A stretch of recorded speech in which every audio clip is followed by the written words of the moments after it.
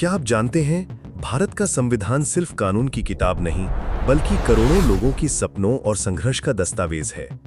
और इस सपने को हकीकत में बदलने वाले व्यक्ति को हम सब प्यार से कहते हैं संविधान के शिल्पकार, भारत रत्न डॉक्टर भीमराव रामजी अम्बेडकर। नमस्कार दोस्तों, स्वागत है आपके अपने चैनल जय भीम 32 में, जहां हम बाबा साहेब के विचार, संघर्ष और प्रेरणाओं को हर दिल तक पहुंचाते हैं। आज हम जानेंगे कैसे बाबा साहेब ने अकेले दम पर दुनिया का सबसे बड़ा और सबसे प्रगतिशील संविधान लिखा। 29 अगस्त 1947 संविधान सभा ने प्रारूप समिति यानी ड्राफ्टिंग कमेटी का गठन किया। Doctor B R. अम्बेडकर को अध्यक्ष चुना गया। कुल 7 सदस्य थे। Doctor B R. Ambedkar, N. Gopalaswami Ayyar, Alladi Krishnaswami Ayyar, K M. Munshi, Syed Mohammad Saadulla, N. Madhav Rao और डी.पी. खेतान। महात्मा गांधी ने कहा कि हमें संविधान बनाने के लिए विदेशी विशेषज्ञों की जरूरत नहीं, हमारे पास अम्बेडकर जैसे कानूनी और संवैधानिक प्रतिभा वाले लोग हैं।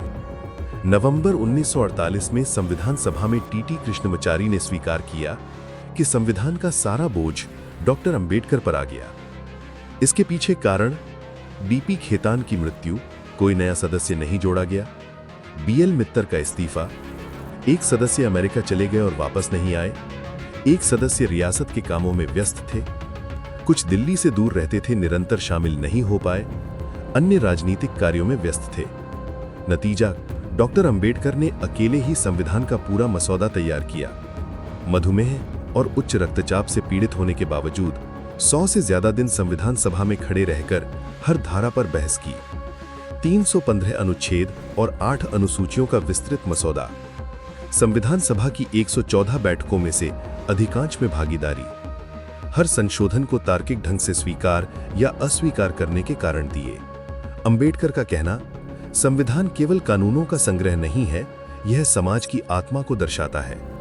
महत्वपूर्ण प्रावधान: 1. समानता का अधिकार। जाति, धर्म, लिंग, जन्मस्थान के आधार पर भेदभाव समाप्त। 2. मौलिक अधिकार।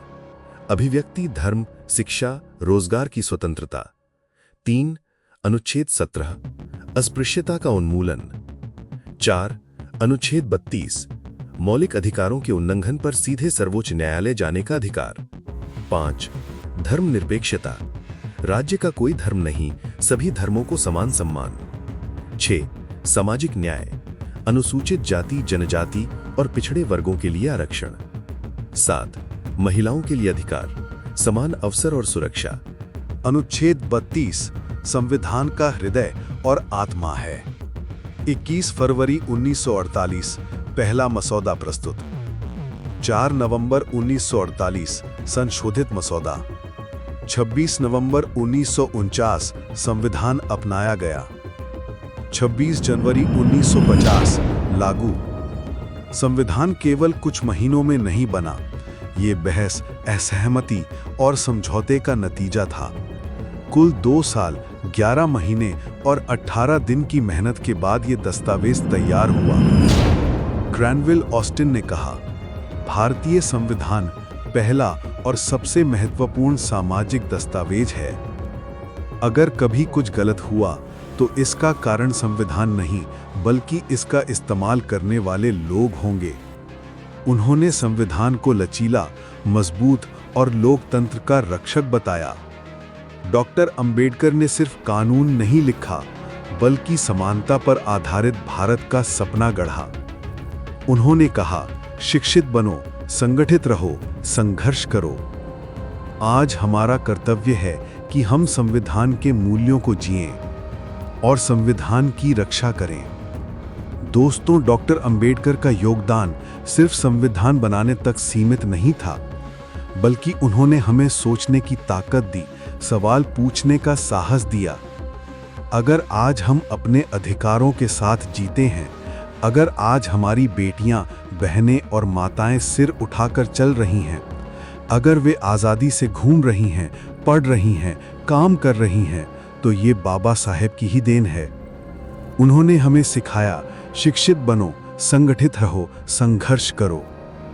आइए उनके सपनों का भारत बनाएं, जहां कोई ऊंच नीच ना हो, सबको बराबरी मिले और हम सब संविधान की रक्षा करें, क्योंकि यही हमारे लोकतंत्र की सबसे बड़ी ताकत है। अगर आपको ये वीडियो पसंद आया तो इसे लाइक, शेयर और हमारे चैनल जय भीम 32 को सब्सक्राइब करें, ताकि हम बाबा साहेब के विचार हर घर तक पहुंचा सकें। जय भीम।